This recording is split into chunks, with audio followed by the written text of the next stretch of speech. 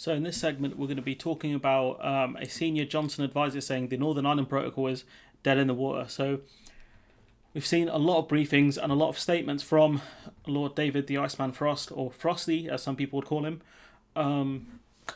This is the amount of briefings and stuff we're seeing against the Northern Ireland Protocol. The UK are trying to force the EU to make concessions and to change certain aspects of the protocol, which isn't going to happen. And that I don't know what the UK's endgame is when it comes to this, especially since Frosty over here is the one that negotiated it. So what that tells you is he's not a very good negotiator. He's probably as good a negotiator as Liz Truss is, and Liz Truss, as we know, is not a good negotiator. So, like I mentioned during the week, we're going to see a lot of videos about the Northern Ireland Protocol because it is very, very relevant. So the Northern Ireland Protocol is dead in the water, a senior ally of Boris Johnson has said, as the government gave the European Union 2 months to make the system work. So we've agreed to this in 2019. We said, all right, this is the deal, blah, blah, blah. Boris Johnson consistently lied about it by saying that there will be no checks in the Irish Sea. So there's that. He didn't prepare for it. And there's just a load of frauds in this article. Like, some of the arguments these people make is so dumb. So ministers are increasingly worried about the way the European Union is enforcing checks when goods move from Great Britain to Northern Ireland. Okay. So you agreed to this deal. Now you're concerned. Now you're concerned about the way the EU is enforcing these checks when you agreed to this. Like, this was not forced on you like with Vichy France or some nonsense like that. This was an agreement you came up with. You said it was great. You said it was oven ready. Maybe there's a problem with the oven because this is not working. Like, the arguments they make in this article as we progress in this video, and David Frost and whoever wrote this piece, Krista Hope, we're gonna all slowly descend into madness as we read this. So let's go. So a government source said the marching season is a date whereby you want to have a material improvement in what's happening. Maybe you should have started by hiring more customs agents and sorting out the infrastructure. Maybe that would have helped, huh? We need a bit of movement by then, because that is when we risk seeing the kind of disruption and the protests we had recently. If you were smart, you would have had longer grace periods. You would have negotiated longer grace periods, which I think is something the EU actually offered. The EU actually offered that. So I don't know much about the marching season, but if you do, let me know in the comments about how bad this potentially could be. However, the UK estimates that the EU is carrying out 20% of all its external border checks at the so-called border sea in the Irish Sea. 20% of checks. So if I'm not mistaken, the EU, when it comes to our trade, sort of from the UK to other EU countries, the EU check around 30% of consignments, right? So they're checking, if I'm correct here, I could be wrong, they are checking 10% less than what they are checking externally of goods coming out of Great Britain to, say, France, than they are to goods in the Irish Sea. So, as Phil pointed out from another bias, are you telling me that the French are better? So the French, the Dutch, everyone else is better at doing customs checks than the British are in our own sort of country. Is that what you're telling me? The French and the name an EU country are better at doing customs checks than we are. They've already got the staff, they've already got the facilities in place to deal with all the customs checks. Because if that is the case, then you guys have been sitting on your hands for 4 years whilst the EU have been preparing for this, which is so embarrassing. One UK source said EU officials were halting shipments of own brand loaves of bread being transported from a Sainsbury's supermarket in Liverpool to a sister store in Belfast, even though there is no Sainsbury's shops in the Republic. And I think this is an issue where maybe the EU could make some sort of agreement when it comes to products like this, say own brand Sainsbury's bread going to... It's not going to cross the border because there's nowhere to sell it, because it's an own brand Sainsbury's product. It'll only be sold in a Sainsbury's. So maybe that will happen. But why didn't you talk about this during the negotiations then, Lord Frost? Like, what a joke this man is. Like, if you were so concerned about this stuff that the EU could enforce such a rule, why didn't you push for something? Why didn't you push for a concession during the negotiations in 2019? And if it's the case you didn't know the EU could do something like this, that shows you had no idea what you were agreeing to, and also shows you that a lot of these people had no idea what they negotiated in 2019.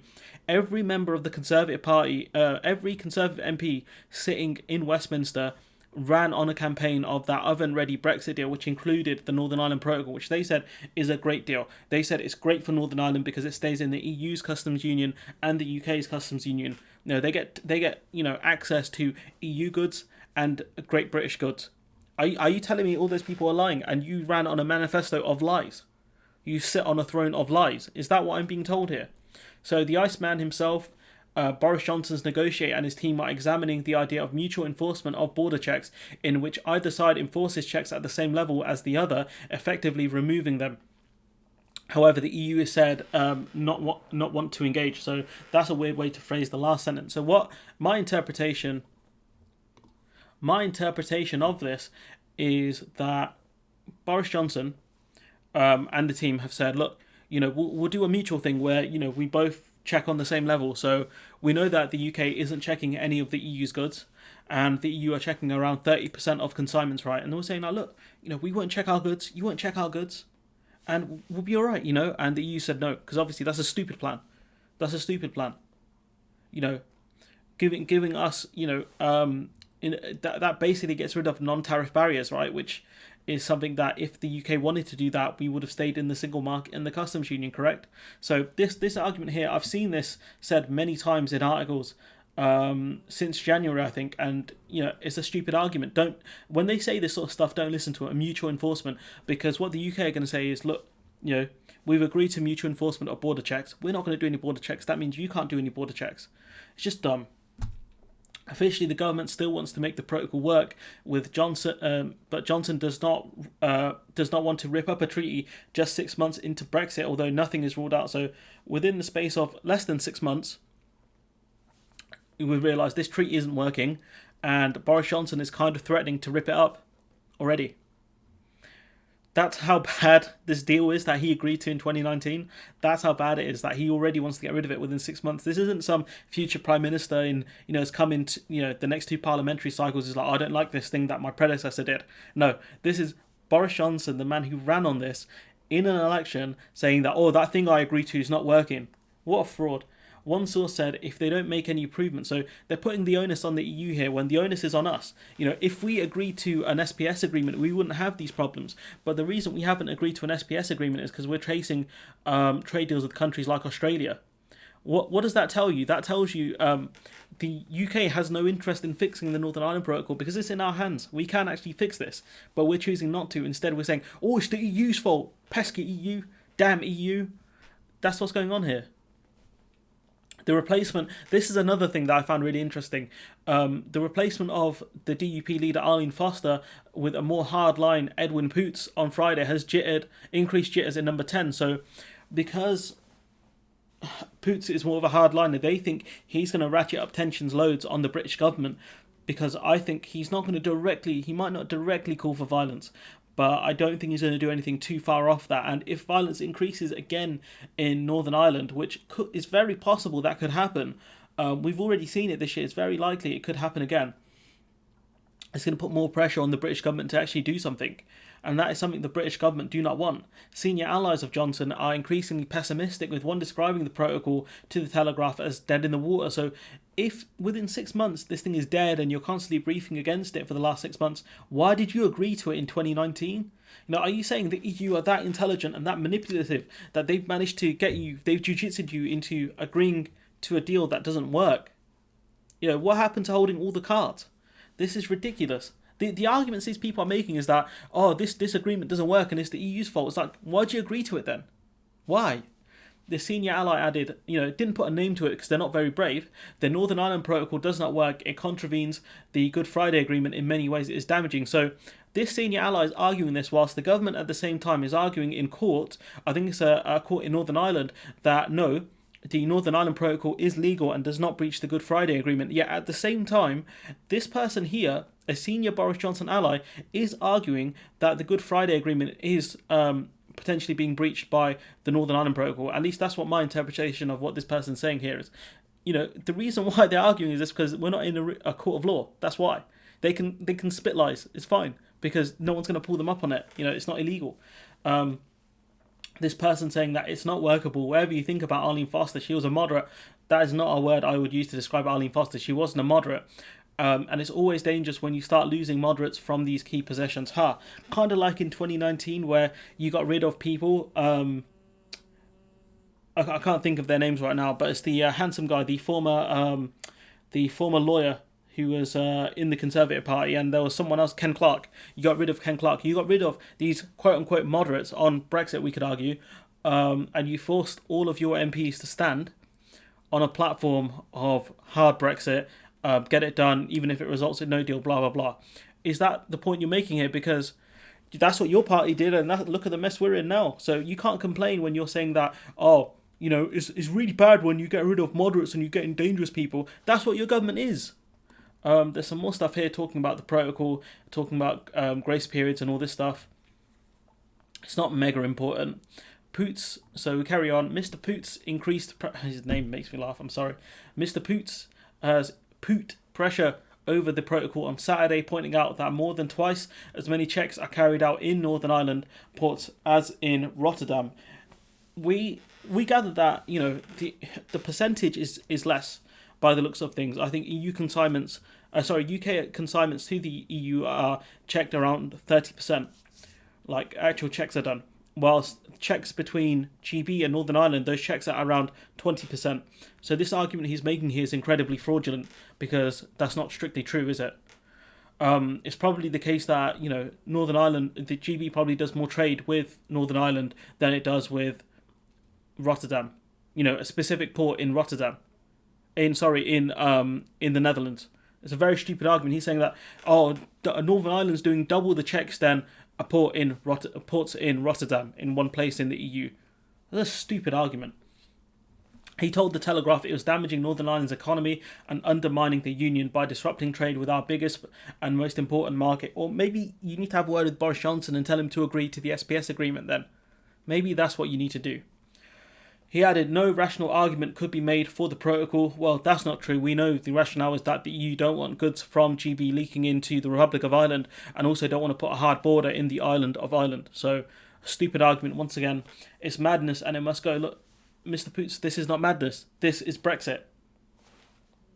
We hear Lord Frost's words, and we hear the Prime Minister's words, but we need to see some action. And this is where things get dangerous, because he's pushing for action. So he's saying that you need to make, probably, I guess, my interpretation would be you need to start doing stuff, maybe more unilateral action, or you need to look at ripping up this agreement, because when you say, we need to see actions and words aren't good enough, that means they want to see something happen. And unless Britain agrees to an SPS agreement with the EU, the only other things we can do are not great and going to cause more tensions with the EU. So it's very hard not to interpret this sentence here as a threat.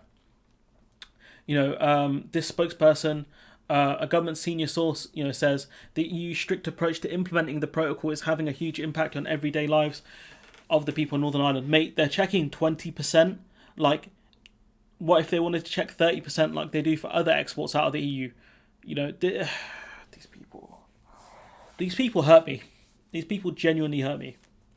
He says, and worse still, there are signs that is upsetting the delicate balance of the peace process. So why the hell did you agree to it then? Why? If you're making all these arguments, it impacts the Good Friday Agreement or we can't have a border in the Irish Sea, why'd you agree to it then? Unless you're telling me Boris Johnson and all the other Tory MPs genuinely in 2019 believed there would be no checks from products going from GB to Northern Ireland, so you can argue they were incompetent and negligent when it came to that, you cannot argue anything else. Because if you argue anything else, that means they deceived the public and the people of Northern Ireland. That's the only interpretation I can come up with. Either they lied or they're incompetent. Which one, Mr. Government Source? Or Mrs. Government Source? We cannot tolerate unreasonable impacts of trade across the United Kingdom. It is not consistent with the Belfast and Good Friday Agreement and therefore with the protocol. So if you're telling me that the Northern Ireland Protocol is breaching the Good Friday Agreement, why the hell did you agree to it, you massive idiot? Why did you agree to it?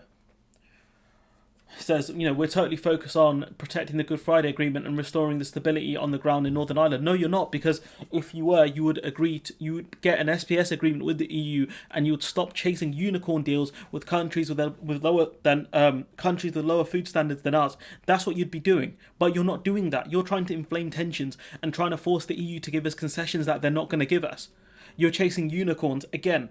Absolute morons. Like, these people just absolutely just increase my blood pressure because they're coming up with fraudulent arguments, and idiots will actually believe this stuff without thinking about it. And I'm not talking about critical analysis. I'm not talking about you have to be Noam Chomsky to understand why their arguments are bad, because even I can see through them. All it takes is a few minutes to really think about things and you can figure it out. I'm not asking anyone in my audience or anyone who listens to this video to be Noam Chomsky. All I'm saying is just think about it for a minute. That's it. Sorry, Harry. Gotta ignore you for a minute. Damn it, Harry.